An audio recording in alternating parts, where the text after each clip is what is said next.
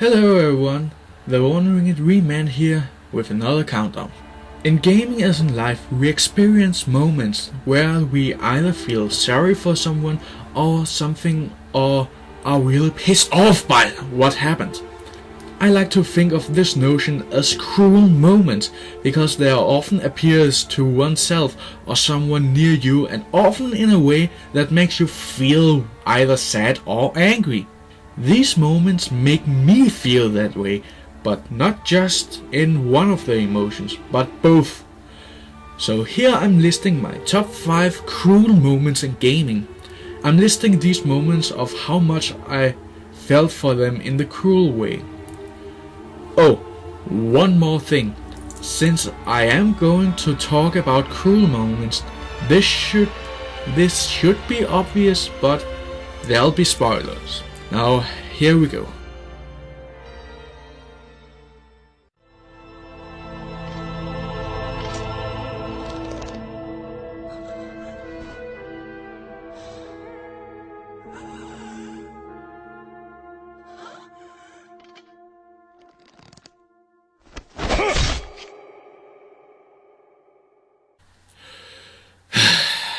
Yes, I have talked a great deal about this game, and here is no exception. The entire first chapter of Neverwinter Nights' main campaign, you go around Neverwinter to find the Wardavian creatures to get the components for the cure against the Wailing Death. You do this with the highly honored paladin of Tyr, Erebeth, and the leader of the Neverwinter Hellmites, Dester, and his close friend Thenthic, who, by the way, also is Lady Erebeth's lover. So the time goes by and you have found all of the component and is making a cure in one of the nearby temples with gods, and of course the 3 earlier mentioned. Then Dester turns against and reveals that he was the one behind the plague. He then steals the cure and sacks his zombies at you. After a while, you defeat him, retrieve the cure, and he is punished. But as the city and its victims are not satisfied by the culprit's death, they turn to each other. So, wouldn't you know? Even though he was innocent, the city and its councils judges his friend Thenthic to death. This is a cruel moment because you really was thinking of him as a good guy. He was down to earth, caring, responsible, and even supported you in many ways. But one of the biggest reasons is that he actually, even though they are both busy in their part of the mission, still cared and showed love for Erebeth. And seeing him just being executed just like that is just sad and depressing. And because of this, Erebeth, who is a great character and lawfully good supporter, turns against Neverwinter to the point of joining the enemy just to see the city burn. What a twist! But even though it is such a cruel moment, it is just number 5 because it is so short and kinda glanced over. It follows into the next chapter where you really experience the sorrow which Erebeth feels for this loss. But only there was a little more weight on the death itself, it would have gotten higher.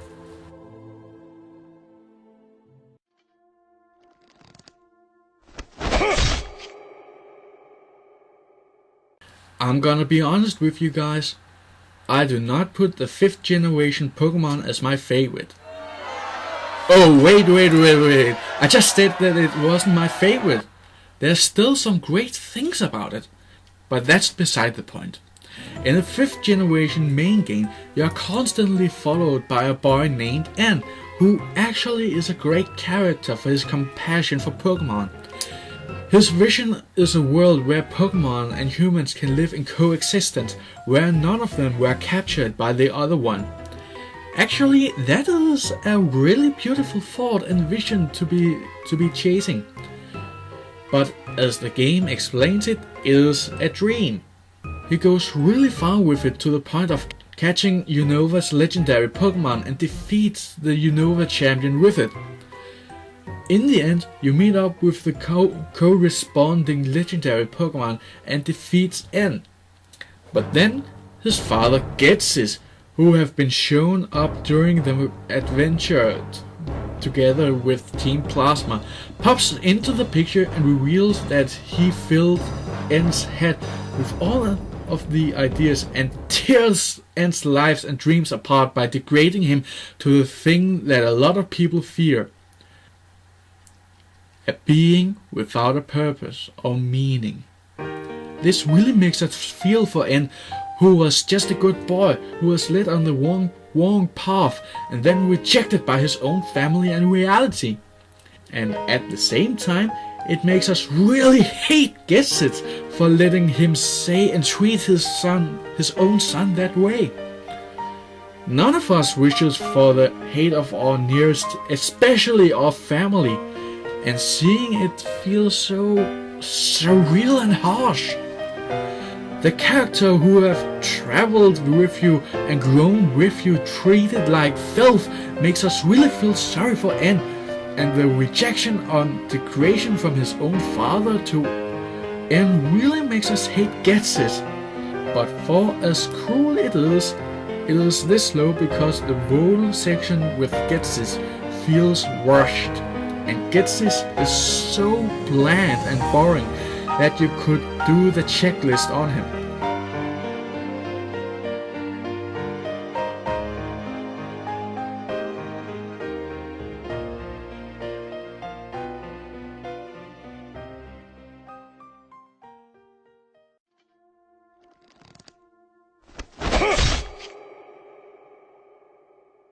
And now it is Final Fantasy's turn.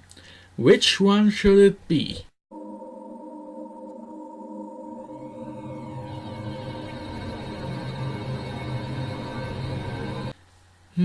Cruel but short. Next.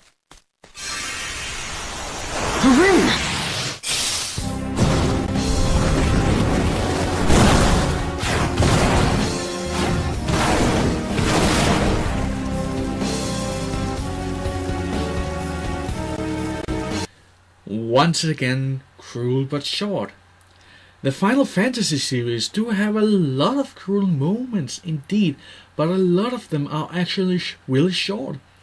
I found one which is cruel throughout the rest of the game. And it's from Final Fantasy, so here I'm talking about Final Fantasy VI. In the game, the Gestalian Empire seeks a way to gain power over everyone in their quest for world domination. They find the Warring Triad, which is the remains of the ancient gods of magic, which waged war on the world in ancient times, and now is keeping the world in order by being in balance with each other. Until the Emperor and Kefka comes along, the heroes find the Warring Triad, and by Kefka's betrayal of Gestahl, destroys the world. Here, the cruelty begins. Oh, to think that the things before was cruel. But from here, it gets worse. First, we have the infamous suicide scene, which was really sad in my opinion. Then everyone faces their problems as their dark paths come forth, like the death Setzer's childhood friend, the reveal of Garro's father, and the cruelest moment ever. This happens inside the old Dorma castle, where Siren gets trapped in a nightmare caused by the trauma of losing his family right in front of him. It might be a cruel moment for the characters in the game, and as you connect to everyone or some of the characters and they experience so much suffering, you feel the pain that they feel. But at least the character evolves from this, and there is a happy ending to this story.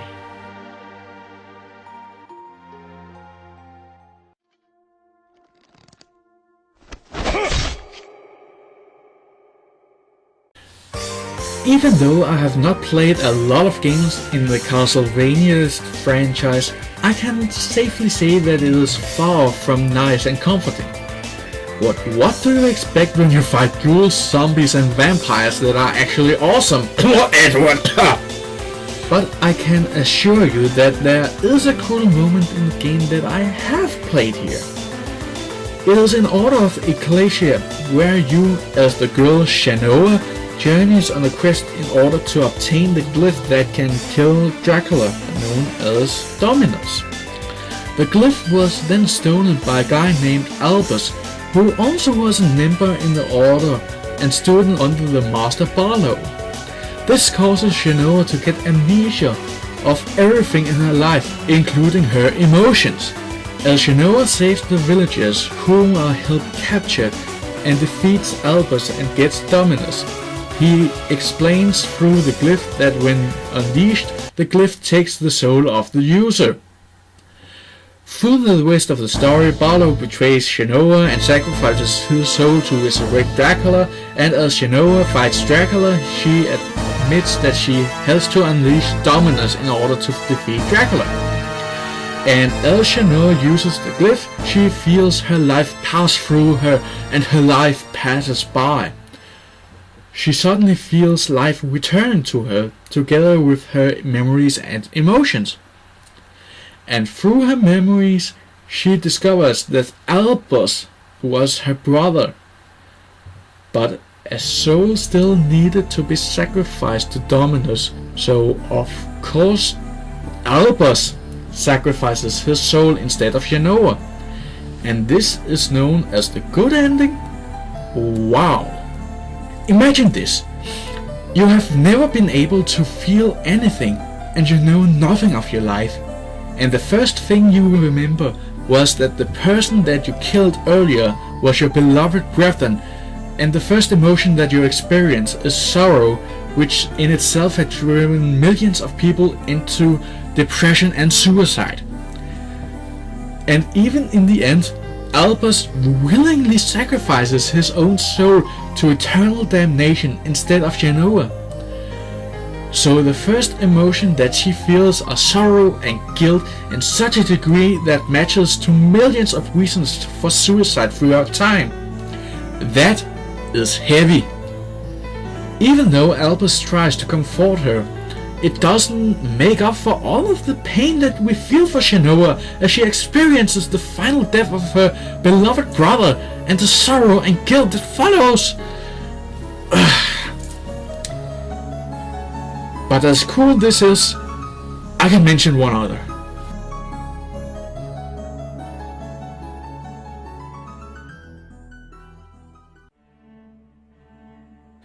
Okay, before we get to my most cruel moment in gaming, let's do a quick recap. Number 5, the death of Fenthic. Number 4, Ghetsis revelation. Number 3, the final act of Final Fantasy VI. Number 2, the good ending from Castlevania The Order of Ecclesia.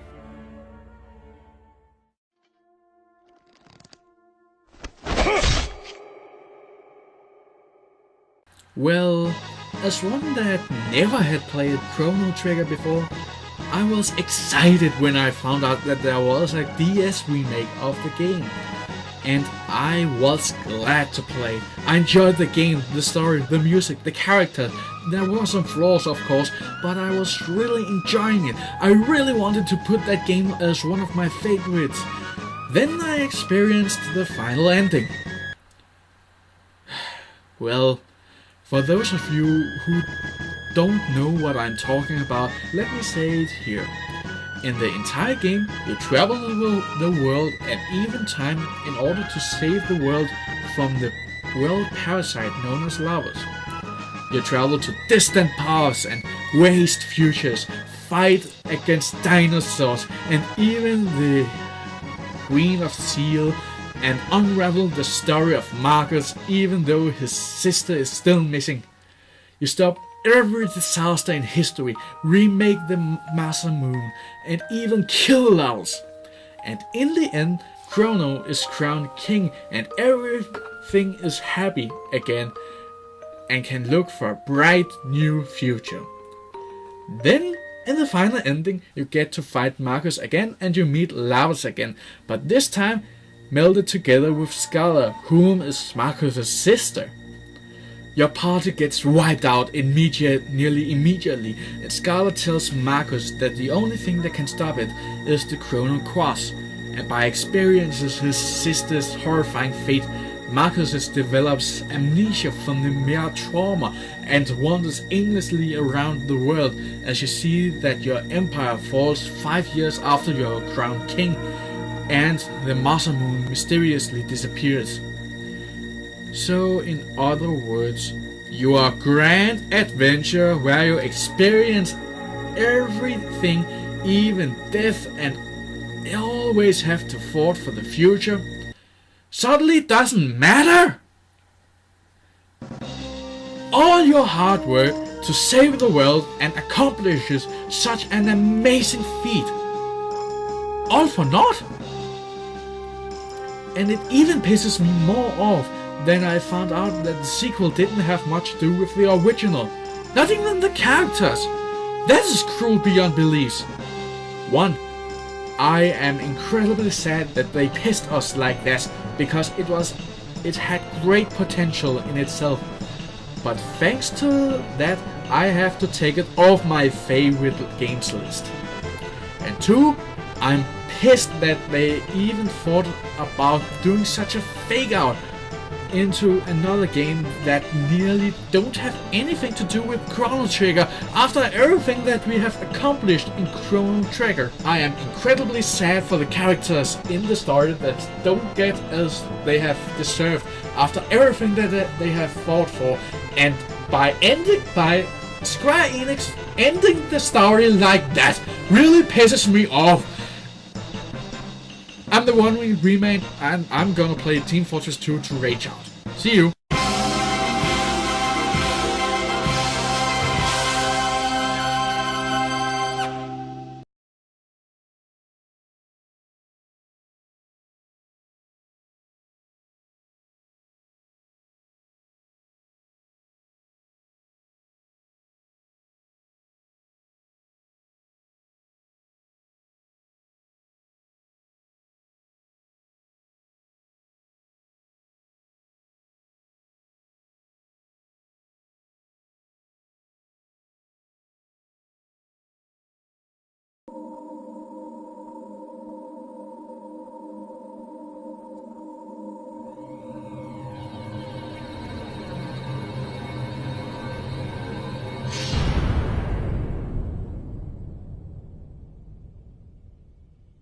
You disgust me.